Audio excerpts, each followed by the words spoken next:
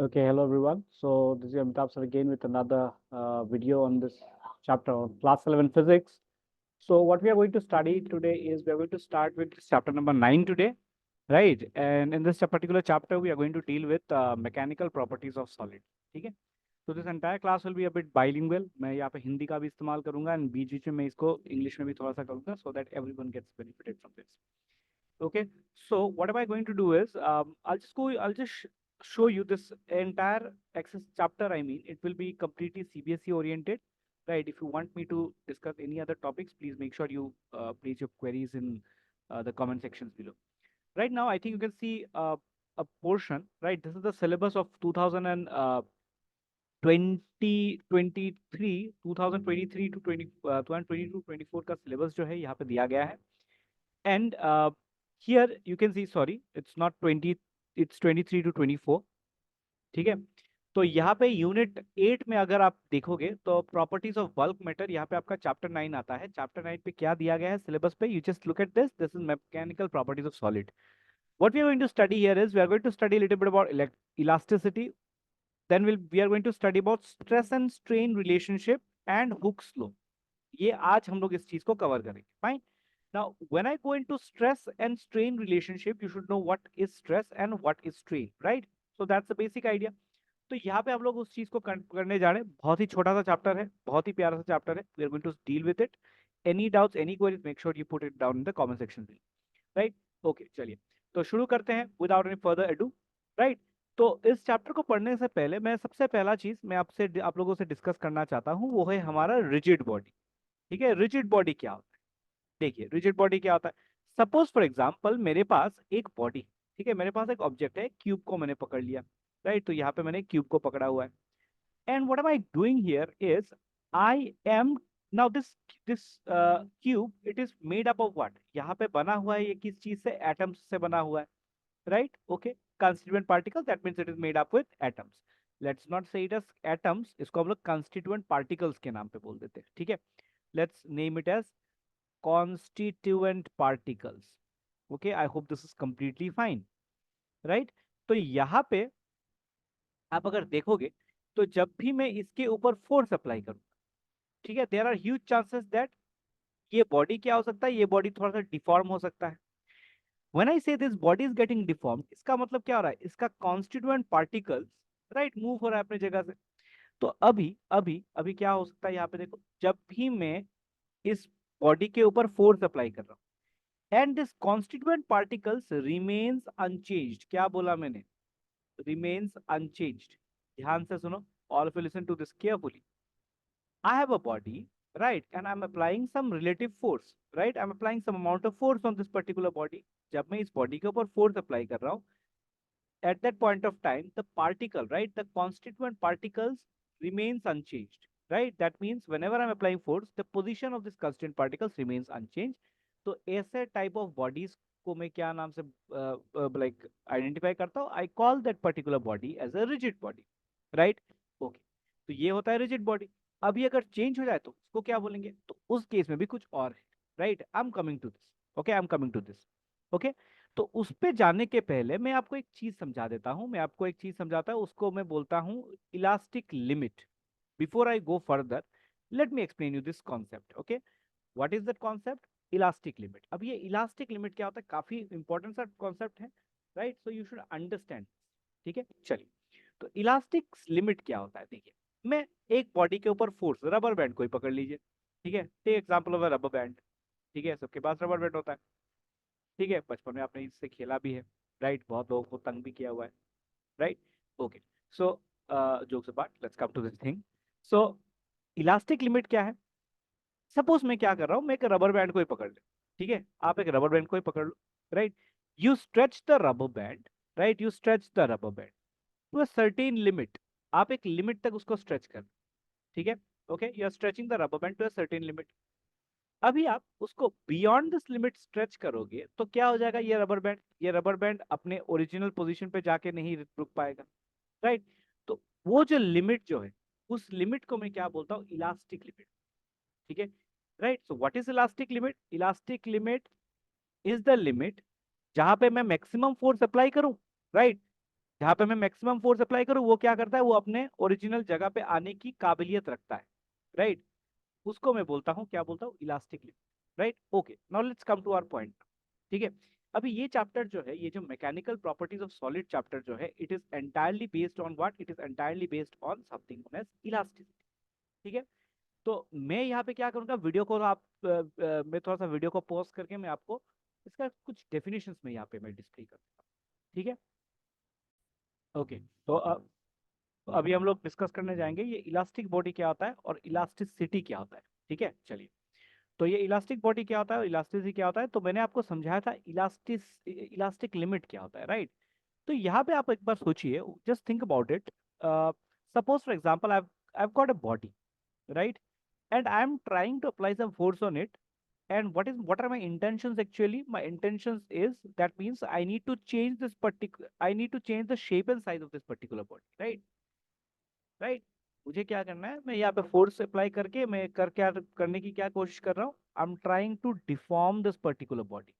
And when I try to do that, right, this particular force will get a name and we will call it what? We will call it as deforming force. क्या बोलेंगे इसको, हम लोग इसको बोलेंगे deforming force. तो अभी यहाँ पे इलास्टिक बॉडी होता क्या है, आप एक बार अच्छे से इसको देखिए। A body that returns to its original shape and size, right? Shape and size. मैं जब भी कोई भी बॉडी को अप्लाई के बॉडी के ऊपर एक फोर्स अप्लाई करता हूँ, I am applying a force on this particular body, and what is the name of that force? The name of that force is deforming force, right? जब भी मैं एक डिफॉर्मिंग फोर्स अप्लाई करूंगा, apply करने के बाद अगर वो बॉडी अपना शेप फॉर अ मोमेंट वो चेंज कर दे, and then it can come back to its original structure, अगर अपने ओरिजिनल शेप पे अगर आ जाए, तो उस बॉडी को हम लोग क्या बोलते हैं, इलास्टिक बॉडी बोलते हैं। जैसे कि एक स्प्रिंग को पकड़ लीजिए, right, take example of a spring, take example of a rubber band. ठीक है, एक रबर बैंड को लीजिए, एक स्प्रिंग को ले लीजिए, राइट। ओके, और ये जो प्रॉपर्टी होता है ना, that property of that particular body due to which it can gain its original shape and size, उसी प्रॉपर्टी को हम लोग क्या बोलते हैं, we call it as elasticity. I hope this is completely clear. जैसे कि क्लास 10 में हम लोगों ने पढ़ा था, रेजिस्टेंस एक प्रॉपर्टी होता है, ओपोजिशन जो होता है, करंट के फ्लो को जो अपोज करता है, उसको हम लोग बोलते हैं, क्या बोलते हैं, उस प्रॉपर्टी को हम लोग बोलते हैं रेजिस्टेंस। तो यहाँ पे क्या हो रहा है, अपना जो ओरिजिनल स्ट्रक्चर, ओरिजिनल शेप और साइज को वो रीगेन करने की जो काबिलियत रखता है, जो प्रॉपर्टी है उसके अंदर, उसी प्रॉपर्टी को हम लोग क्या बोलते हैं, we call it as elasticity. Fine, exactly opposite to this, right? Exactly opposite to this, what do we have? We have got a plastic body and plasticity. उस प्रॉपर्टी को हम लोग बोलते हैं प्लास्टिसिटी। अब ये प्लास्टिसिटी होता क्या है, ध्यान से समझिए। सपोज फॉर एग्जांपल मैंने क्या करा, मैंने एक बॉडी को, मतलब एक बॉडी के ऊपर मैंने फोर्स डाला, ठीक है, I am applying force on it, और ये जो फोर्स मैं दे रहा हूँ, I am applying it well with in the elastic limit. मैं ये जो फोर्स अप्लाई कर रहा हूँ, I am applying it well with in the elastic limit. तो जब भी मैं इसके ऊपर एक well with in an elastic limit में फोर्स अप्लाई करता हूँ, तब क्या होता है, वो बॉडी डिफॉर्म हो जाता है। ठीक है, वो अपना साइज चेंज कर लेता है। तो साइज चेंज करने के बाद अगर वो अपने ओरिजिनल स्ट्रक्चर पे ना आए, राइट, ओरिजिनल स्ट्रक्चर पे ना आए, तब मैं क्या बोलता हूँ, I call that particular body to be plastic body. एक बार डेफिनेशन को पढ़ लेते हैं। If a body does not show any tendency to regain its original size and shape even after removal of the deforming force को हटाने के बावजूद, right, the body can not gain its original shape and size, तो इसका मतलब that particular body is said to be perfectly elastic body. आप example ले सकते हो, पुटी का एग्जांपल ले सकते हो, राइट, पुटी का एग्जांपल, मड का आप एग्जांपल ले सकते हो, क्ले का आप एग्जांपल ले सकते हो। आप जब भी उन पे फोर्स अप्लाई करते हो, देखना they never come back to its original shape, right. Okay, wax का आप एग्जांपल ले सकते हो, पैराफिन का एग्जांपल ले सकते हो, बहुत सारे एग्जांपल्स हैं। ठीक है, ओके। और उसी प्रॉपर्टी को मैं क्या बोलता हूँ, उसी प्रॉपर्टी को मैं बोलता हूँ प्लास्टिसिटी। तो अभी यहाँ पे हम लोग, right, mechanical properties of solid, right. तो अभी यहाँ पे, अभी आप देख लीजिए, right, if you want to take a screenshot of this, you can definitely take a screenshot of this. तो यहाँ पे मैं अगर इलास्टिसिटी के प्रॉपर मतलब तरफ से अगर जाऊं, right, if I try to explain you, right, there can be two kinds of bodies, right. एक होता है हमारा, क्या होता है, right, I can classify them into two categories.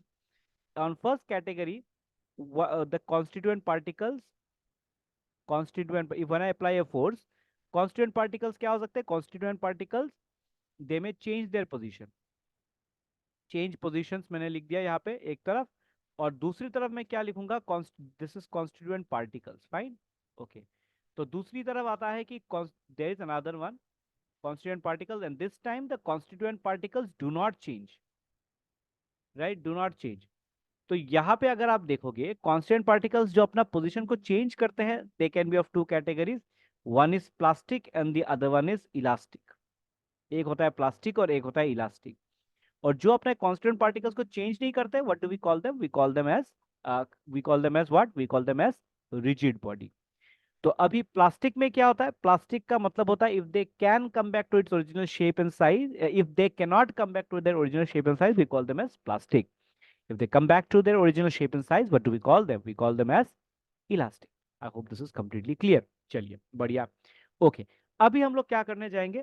Now we are going to study about this elasticity and everything, right? चलिए, तो ये इलास्टिसिटी को पढ़ने से पहले हम लोग एक बहुत इंपॉर्टेंट टॉपिक के ऊपर जाते हैं, and that particular topic is known as stress. Stress के ऊपर जाते हैं। अब ये स्ट्रेस क्या होता है? ठीक है, तो ध्यान से समझिएगा ये स्ट्रेस क्या होता है, राइट? ओके, तो मैंने क्या करा, what am I doing here is I am applying a force, right? I am applying a force, right? I am applying a force, I am applying a force, right, from all the directions. अभी जब भी मैं इसके ऊपर force, suppose imagine करो कि ये body के अंदर थोड़ा सा इलास्टिसिटी है, right? I will be talking about the elastic bodies basically. Okay, so what is happening now, I am applying some force, right? I am applying some force. तो जब भी मैं इसके ऊपर फोर्स अप्लाई करूंगा and if the body is elastic, क्या होगा? इसके अंदर से एक फोर्स आएगी, राइट? राइट, इसके अंदर से एक फोर्स आएगी जो क्या करेगा, what will it try to do? It will try to restore the particular body to its original structure, right? I hope it's clear, completely clear. ठीक है, मैंने क्या बोला? मैंने बोला मेरे पास एक बॉडी है, right, and I am applying some force on this particular body. जब भी मैं इस बॉडी के ऊपर फोर्स अप्लाई करूंगा, आपको क्या दिखेगा? आपको अंदर से एक फोर्स थोड़ा सा मिलेगा, right? You will be getting some force from inside, right? Now what is the name of that force? उस फोर्स का नाम होता है इंटरनल रेस्टोरिंग फोर्स। जैसे कि बाहर से जो फोर्स आ रहा है उसको मैं क्या बोलता हूं? उसको मैं बोलता हूं डिफॉर्मिंग फोर्स। और अंदर से जो फोर्स आ रहा है उसको मैं क्या बोलता हूं? Internal restoring force. तो what am I doing is whenever I am applying this internal restoring force on a unit area, क्या बोला मैंने? जब भी मैं, राइट, नॉट जब भी मैं, दिस इंटरनल रेस्टोरिंग फोर्स, जब भी मैं डिफॉर्मिंग फोर्स अप्लाई करता हूं, अंदर से क्या होगा? कुछ रेस्टोरिंग फोर्सेस एक्ट होंगे, right? So the total internal restoring force acting on a given area, right? क्या बोला मैंने? total internal force acting on a given area, उसी को हम लोग क्या बोलते हैं? उसी को हम लोग बोलते हैं स्ट्रेस बोलते हैं। आई hope this is completely clear, right? इसी को हम लोग बोलते हैं स्ट्रेस। तो अभी अगर आप देखेंगे इसका एसआई यूनिट, इसका एसआई यूनिट क्या हो जाएगा? जैसे कि इसका SI unit, just let me change the colour little bit, right? तो इसका एसआई यूनिट है न्यूटन, इसका एसआई यूनिट है मीटर स्क्वायर। तो एसआई यूनिट क्या हो जाता है? एसआई यूनिट हो जाता है हमारा न्यूटन पर मीटर स्क्वायर, जिसको मैं और एक नाम से भी बुला सकता हूँ, और वो क्या है हमारा? वो है हमारा पास्कल, राइट? तो SI unit of stress is pascal. या फिर अगर मैं सीजीएस की तरफ मुड़ू तो CGS will be what? In CGS Newton को मैं क्या लिख सकता हूँ? न्यूटन को मैं डाइन लिख सकता हूँ। मीटर को मैं क्या लिख सकता हूँ? I can write it as centimetre square, so that means this is going to be dyne per centimetre square. चलिए बढ़िया। Okay, let's try to find out the dimension for this. Okay, dimension पे मैं जब भी जाऊंगा, okay okay okay okay, पहले आते हैं फोर्स का dimension. Okay, KG metre per second square. अभी अगर आपको याद है KG metre per second square, तो केजी का मतलब होता है mass is going to be 1, right? This is the unit, unit of force, ठीक है? लेंथ का हो जाता है 1, और अभी देखिए by second square, that means time is going to be T to the power -2। Okay great. यहाँ पे नीचे एरिया, एरिया का मतलब होता है लेंथ इनटू ब्रेथ, लेंथ का भी एल होता है, ब्रेथ का भी एल होता है, तो that means this is going to be L square. तो if I divide cancel everything, सारे चीजों को अगर मैं कर देता हूँ तो मेरे पास बचता क्या है? If I take this two to the top, it becomes 1 - 2, that means -1 t to the power -2। so this is basically the dimension, okay? ये हो जाता, आप लोग लिखते जाइएगा, this is the dimension of what? This is the basically the dimension of I mean stress. I hope this is clear. अभी अभी अभी अभी ध्यान से समझिएगा। तो ये मैंने थोड़ा सा कुछ लिख दिया है यहाँ पे, right? Okay, so now for suppose for example ना, अब ये स्ट्रेस जो होते हैं ये कितने टाइप्स के होते हैं? They are kind of quite a number of stress. Now how do I classify this stress? ये स्ट्रेस डिपेंड करता है आप फोर्स को कैसे अप्लाई कर रहे हो, राइट? आप अगर फोर्स को एक डायरेक्शन पे अप्लाई करते हो तो उसका कुछ और नाम होता है, आप अगर फोर्स को कुछ अलग डायरेक्शन में अप्लाई करते हो तब उसका कुछ और नाम होता है, right? Okay, so will discuss all of them one by one. तो I hope everyone is clear with stress, right? Okay, chalo, great. So let's move. How many types of stresses do we have? Okay, stress आता है आपका 3 types के stress आते हैं, right? What are the 3 types of stresses? सबसे पहला stress है हमारा नॉर्मल स्ट्रेस। याद रखना है, these are right. How have I classified them? I've classified them on the basis that these forces, right? Forces are applied. That internal forces, uh, forces which are applied are in different directions. Okay, so normal stress. दूसरा वाला आता है आपका tangential stress. इसका और एक नाम भी है, इसको हम लोग बोलते हैं, रुकिए मैं इसको लिख देता हूँ, tangential stress, right? This is tangential stress.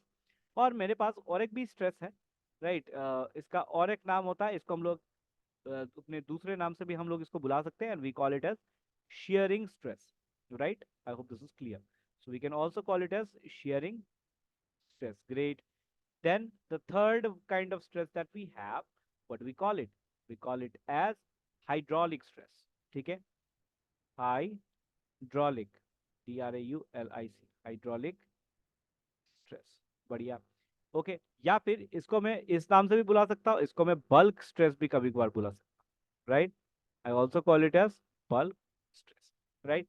क्या बोला मैंने? नॉर्मल स्ट्रेस, टेंजेंशियल स्ट्रेस, या फिर hydraulic stress, right? So let's start with the normal stress. अभी ये वर्ड नॉर्मल जो है ना, आपको पता है नॉर्मल का मतलब होता है something which is acting perpendicular, right? तो suppose for example, right, suppose for example मेरे पास कोई भी ऑब्जेक्ट है, राइट? मेरे पास कोई भी ऑब्जेक्ट है, राइट? आप लोग ध्यान से सुनिएगा, मेरे पास कोई भी ऑब्जेक्ट है और मैं अगर उस ऑब्जेक्ट के ऊपर, राइट, उस ऑब्जेक्ट के ऊपर मैं फोर्स अप्लाई करता हूं, राइट? मैंने उस ऑब्जेक्ट के ऊपर मैंने फोर्स अप्लाई करा, and when I apply the force, right, the body gives a restoring force. Definitely the body, आप इसको ही पकड़ लीजिए, एक इस चीज को ही पकड़, ठीक है? ओके, आपने इस चीज को ऐसे, right, this is the container और whatever you consider, right? मैंने क्या करा, मैंने इस बॉडी को स्ट्रेच करा इस डायरेक्शन पे। I am trying to stretch it in this direction, मैं इस बॉडी को स्ट्रेच करने की कोशिश कर। So when I try to stretch this particular body, what will happen? Now I'm trying to stretch it normally, perpendicular. देखिए मैं एकदम इसको टेढ़ा मेढ़ा तरीके से फोर्स अप्लाई नहीं कर रहा हूँ। I'm just trying to pull it perpendicularly, right? Okay. तो क्या होगा यहाँ पे? एक restoring force आएगा, which I'm showing in red ink, and that restoring force will be perpendicular. Now ऐसे ऐसे type of forces को हम लोग क्या बोलते हैं? ऐसे type of stresses को मैं क्या बोलता हूँ? I call it as normal stress. I hope this is completely clear. तो नॉर्मल स्ट्रेस क्या होता है? Normal stress is nothing but it is the restoring force, right? It is the restoring force acting per unit area. Okay, it is the restoring force acting per unit area.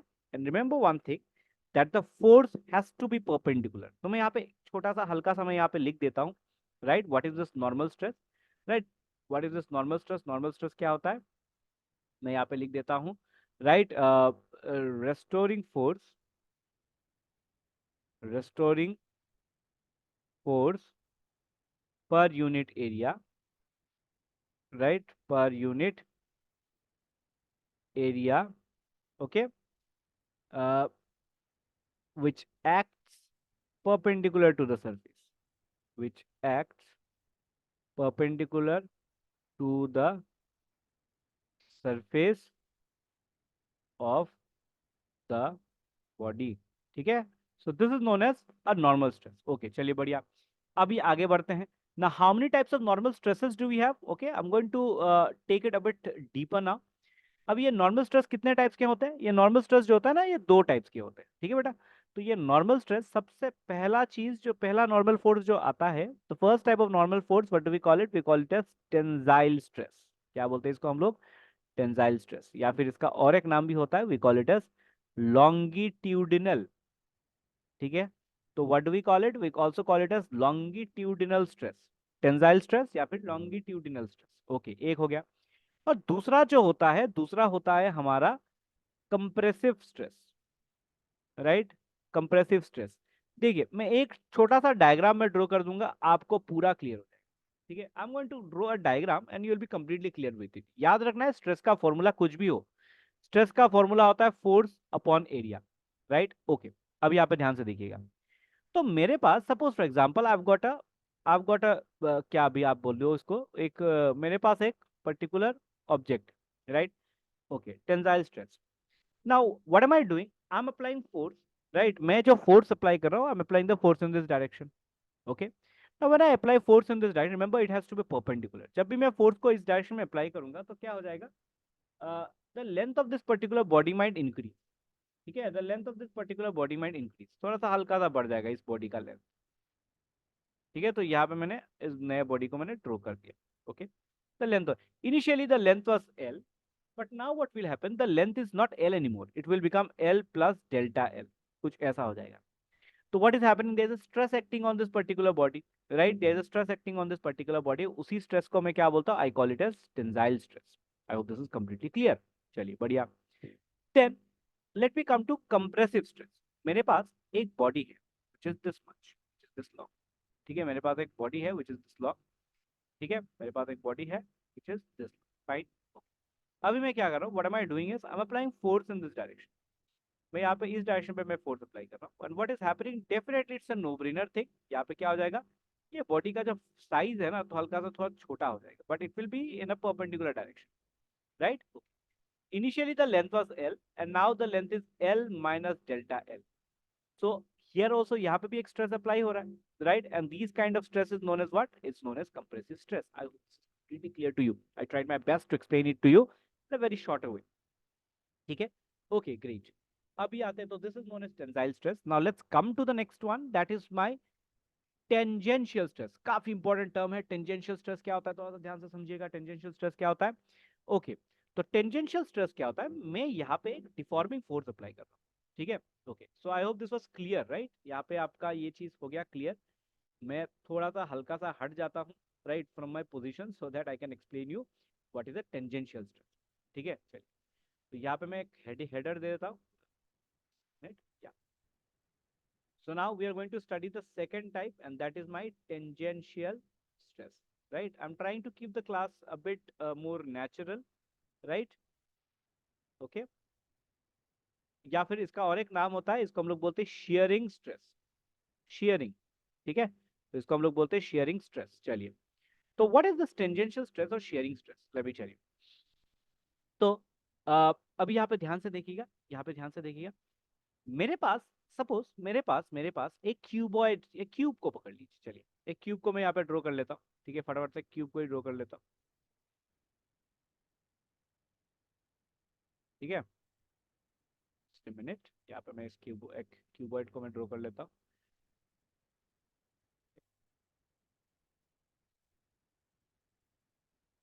ये usually this works, yeah, this is good, okay, so yeah, I'm drawing a cuboid basically। यहाँ पे मैं cuboid को मैं यहाँ पे draw कर रहा हूँ, ओके, या परफेक्ट। अभी cuboid,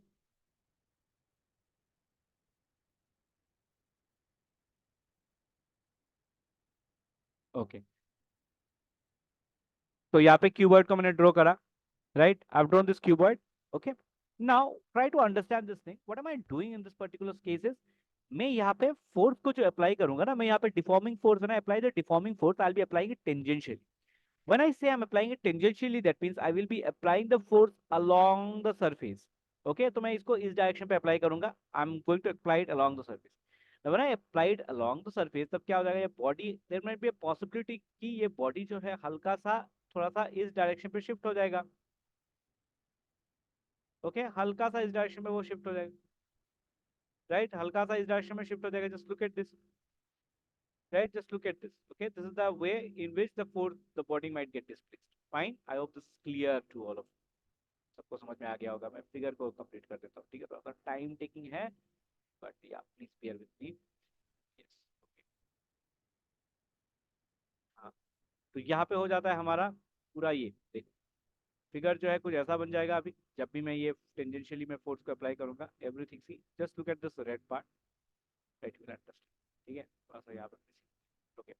so now what did I say, जब भी मैं फोर्स को टेंजेंशियली अप्लाई करूंगा, राइट, मैं जब भी फोर्स को टेंजेंशियली अप्लाई करूंगा, तब क्या हो जाएगा, यहाँ पे आपको क्या देखने को मिलेगा, यहाँ पे आपको देखने को मिलेगा कि ये बॉडी का जो शेप है, राइट, बॉडी का जो शेप है वो चेंज हो जाएगा, राइट, क्या चेंज हो रहा है, यहाँ पे शेप चेंज हो रहा है। लेकिन आपको एक चीज यहाँ पे याद रखना है, यहाँ पे इसका वॉल्यूम जो है, वॉल्यूम इसका सेम होना चाहिए। तो I hope all of you have the idea what is the volume, right.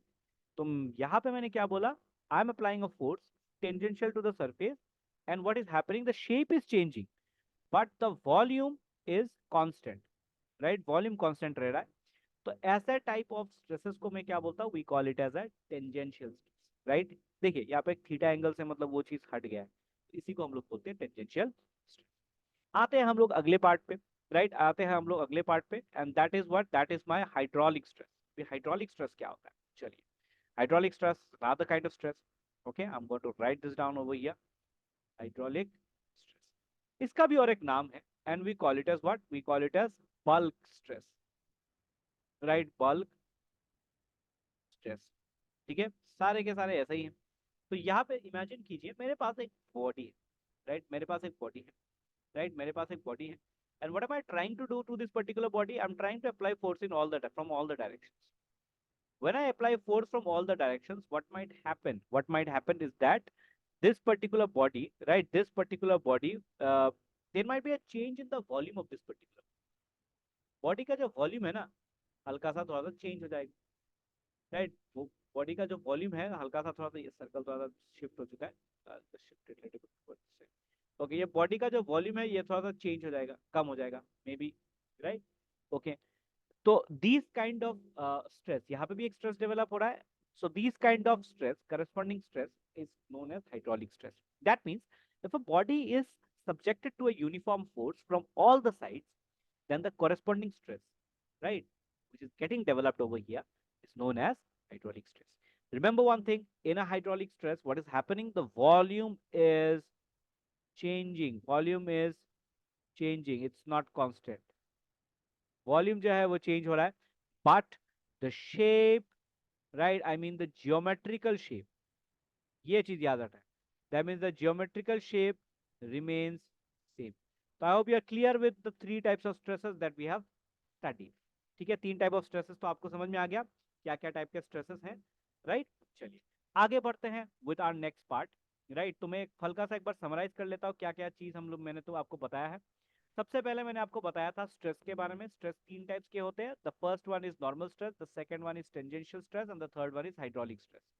What is normal stress? It is the restoring force per unit area which acts perpendicular to the surface of the body. तो दो types के stress ये होते हैं, एक होता है हमारा टेंसाइल स्ट्रेस, जहां पे आप इसको खींचोगे तो क्या हो जाएगा, उसका लेंथ हल्का सा लंबा हो जाएगा, that is known as tensile stress.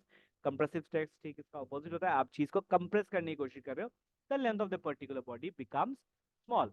Tensile stress का और एक नाम होता है longitudinal stress. Okay, just a minute, yes, great. Then we move to that one, something known as tangential stress. Whenever I take a solid body and I try to apply the force tangentially, what will happen? The shape of the body, कुछ ऐसा इसका change हो जाएगा, right? The shape of the body will change, but the volume will remain constant. तो ऐसे cases पे the stress which is developed is known as tangential stress or shearing stress. The other one that we have is known as hydraulic stress. इसको हम लोग बोलते हैं bulk stress भी बोलते हैं।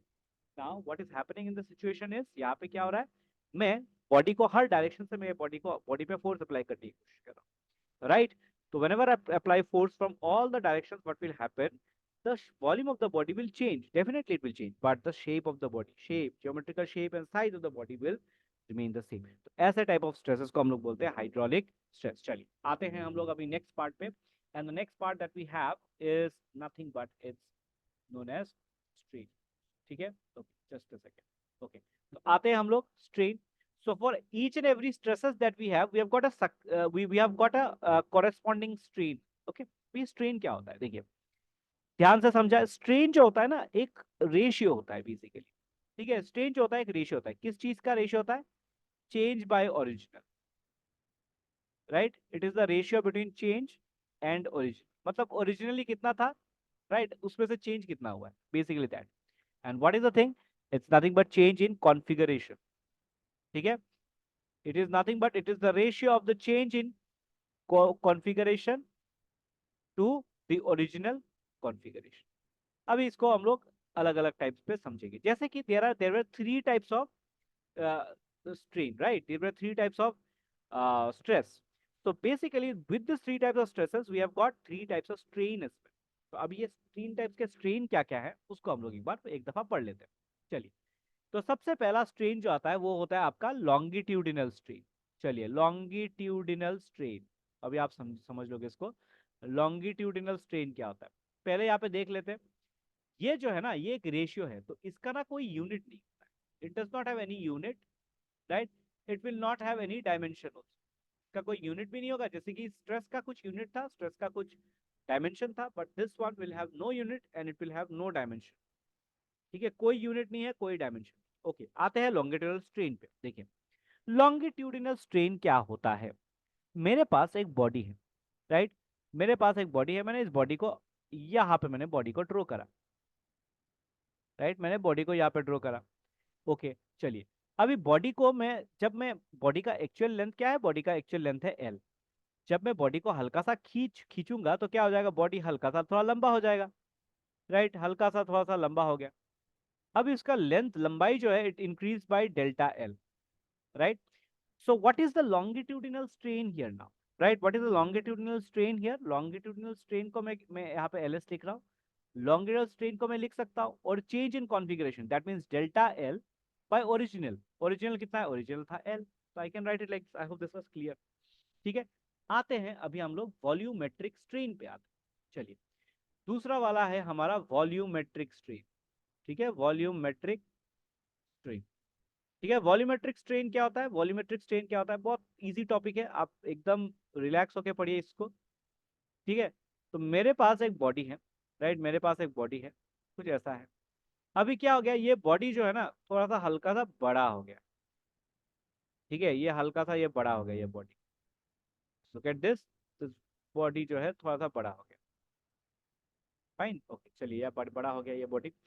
Now what is happening in this case, just look at the black box. Black box का volume था V।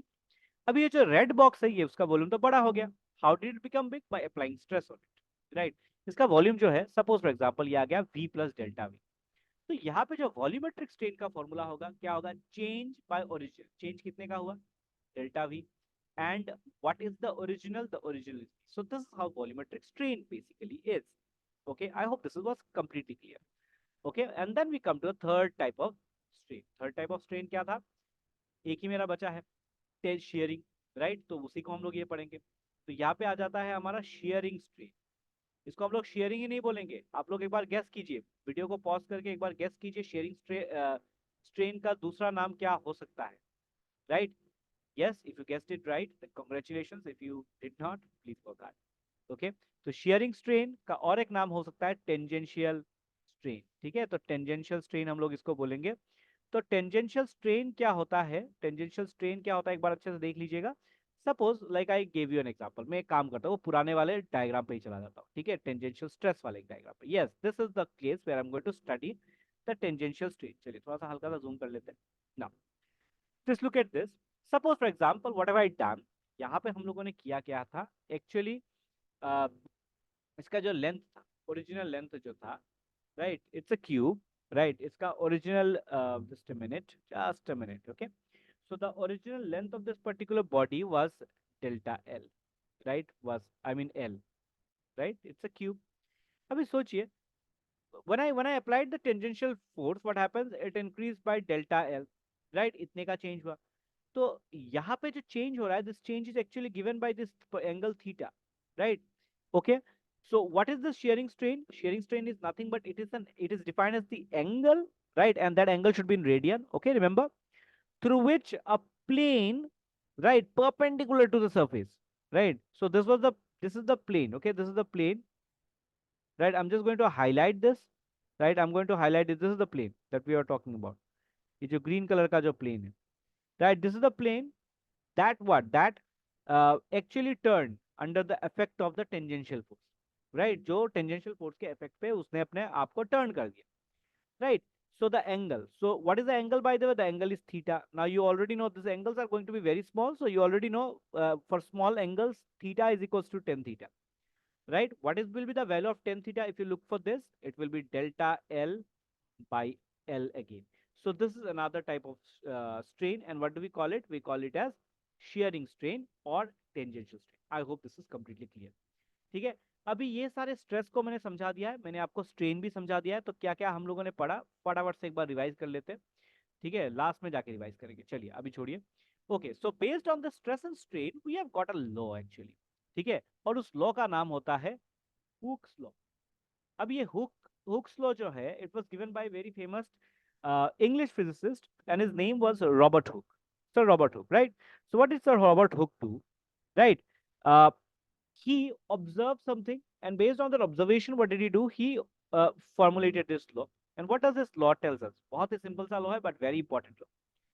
With in elastic limit, मैं इस लॉ को अगर लिखने भी जाऊं, एकदम सिंपल चीज है, आपको तो अभी याद हो जाएगा, ठीक है?